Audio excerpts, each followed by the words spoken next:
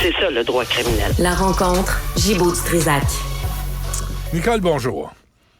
Bonjour, Benoît. Finis par être à l'heure un de ces jours, tu sais, je te le promets.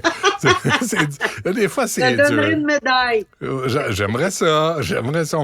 On est une génération, on marche par les médailles, nous autres. Hein? Voici une médaille. Félicitations. Tu t'es présenté au match. Bravo. Justement, match d'anciens joueurs des Tigres de Victoriaville. Là, il y a plus d'informations qui circulent. Ben, c'est parce que ça, c'est un dossier qui a fait beaucoup jaser, évidemment, parce que c'est deux jeunes joueurs de hockey, puis il y avait des allégations d'agression sexuelle et dépôt d'accusation. Alors, on est passé d'allégation à dépôt d'accusation, mais il n'y a rien de prouvé encore. Mais avant d'en arriver, il y en a deux. Et c'est une jeune fille qui s'est plainte parce que oui, elle voulait rencontrer un des joueurs seul. Elle avait accepté de le rencontrer, mais pas avec un autre, puis pas de passer de un à l'autre. Et c'est ce qui serait la base de l'agression sexuelle qui est alléguée. Évidemment, on comprend parce qu'il y a eu une décision importante cette semaine parce que c'est pré-procès. On fait une gestion avant un procès parce que dans des procès, on peut toujours s'enfarger dans des requêtes à gauche, à droite, et que là, ça prend beaucoup plus de temps. On ne veut pas être tiré à la sauce, etc. Donc, on fait une gestion avant, ce qui a été fait dans ce dossier-là. Et il y avait une requête pour exclusion de preuves pour le contenu du cellulaire parce que, selon ce qu'on comprend, il y aurait une vidéo qui aurait été tournée de l'agression sexuelle. Bon, ça, c'est allégué, pas prouvé encore, mais les policiers ont saisi immédiatement. Quand ils sont arrivés, ils ont saisi les cellulaires. Et c'est ça la première étape. C'est bien intéressant parce que la première étape, c'est de saisir les cellulaires, puis ils ont dit non, vous pouvez pas, vous aviez pas de mandat. Et c'est quelque chose qu'on voit souvent, des requêtes en exclusion parce qu'ils n'ont pas de mandat. C'est la règle, ça prend un mandat pour saisir les affaires.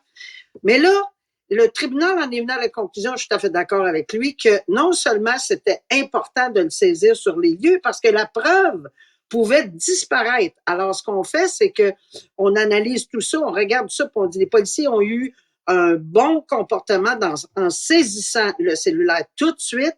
Puis ce qu'ils ont fait par la suite, c'est de demander un mandat, là oui, pour aller fouiller dans le cellulaire. Mais c'est sûr, Benoît, que là, on comprend très bien que c'était d'une importance capitale pour la défense de le faire exclure, et c'était d'une importance capitale pour la couronne de le faire inclure. Donc, dans ces circonstances-là, on s'attend à ce qu'il y ait quelque chose de solide là, dans le contenu. Et là, il va y avoir une autre requête là, pour finir ce dossier-là rapidement, qui va être plaidée toujours en préliminaire, parce qu'on veut questionner peut-être sur les comportements sexuels de la victime. Ça se fait pas, à moins de faire ce que j'appelle un petit procès dans un procès, par voir dire, puis il faut tout établir. Il y a une série d'affaires qu'il faut établir, puis c'est pas un automatisme. Puis on ne peut pas dévoiler le contenu des arguments de cette défense parce que ça serait ridicule. Tu dévoiles tout ça, puis après ça, tu dis c'est inadmissible en preuve. Ça tient pas à route. Alors, on va déposer ça. C'est ça. Ouais, ça prend pas un Sherlock Holmes pour comprendre que si tu saisis pas les téléphones, la première affaire que les crapules vont faire, c'est d'effacer la vidéo. Allégué, parce que je t'ai entendu dire qu'Antoine, c'est des allégations. Allégué. Je te rappelle. Tu as raison. Non, tu fais bien. Et ce jeune qui va passer plus de 4 ans en détention, pour quelle raison? Ben, c'est parce que, évidemment, on est encore dans un dossier de faculté affaiblie, de conduite avec faculté affaiblie. Puis, évidemment, il a enlevé la vie à une jeune femme. Il y a pas à ce que je sache, j'ai pas compris qu'il y avait d'antécédents judiciaires. Mais on commence à sévir, là. Je le disais, là, d'emblée, là, on commence vraiment à sévir dans des sentences et avec raison. On a parlé. Et là, 4 ans de détention pour avoir tué une... Puis, ce qui est désolant, cette femme-là était une militante de l'alcool au volant. Elle faisait du nez rouge. Elle était, tu sais, c'est une personne qui s'assurait que quand elle sortait avec des amis ou quoi que ce soit, il y avait toujours une personne désignée. Comme je dis, là, tu sais, quelqu'un là, qui fait du nez rouge, ça prend beaucoup de courage parce que c'est pas évident de faire ça, là, apparemment, là, aller reconduire des gens à faculté affaiblie puis que c'est pas toujours facile. Alors, tu sais, il fallait que ça arrive. C'est tellement désolant de voir Puis elle avait toute la vie devant elle, encore une fois. Sa famille, tout son entourage est dévasté. Puis on n'a pas lésiné, là. 4 ans et demi. Alors, est-ce que tu trouves ça sévère? Ben, non, moi, je trouve ça raisonnable. Tu sais, comment je pourrais bien te dire ça? J'ai eu à commenter des dossiers de meurtre où on a eu, au domicile involontaire, qu'on a donné 7, 8, 10, 12 ans. Puis on dit, ça se peut pas que la vie de quelqu'un vaut 7, vaut 4, vaut 3, vaut 2, vaut 10. Ça vaut pas ça. Il y a rien qui vaut la vie de quelqu'un. Mais ici, est-ce qu'on lance un bon message en donnant 4 ans et demi à un jeune qui est à peine 18 ans, si je ne m'abuse. Il est tout jeune, cette personne-là. Il commence mal sa vie, là. Alors, tu sais, dans les circonstances, est-ce que je trouve ça raisonnable? Oui.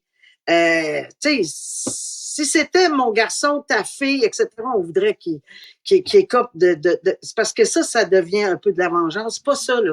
On veut que le message passe. Est-ce qu'un jeune va s'en aller en fin de semaine, va y penser? Peut-être pas, là.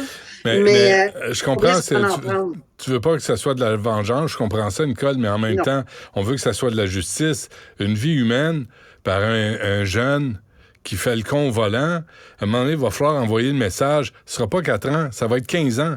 Parce qu'on va te voir disparaître, puis tu vas sortir de là, tu vas avoir 35 ans, puis tu vas avoir raté ta vie. Fait que bois pas au volant. À un moment donné, il va falloir qu'on soit sérieux, là. Je vais en ajouter un autre. Là. On ne pourra jamais blâmer l'entourage quand il est allé à cette fête-là, puis qu'il s'est arrosé. Ils ont tout dit, ses amis, de ne pas prendre le volant. En plus. Tout le monde l'a averti. En plus, il se fait avertir par ses propres amis.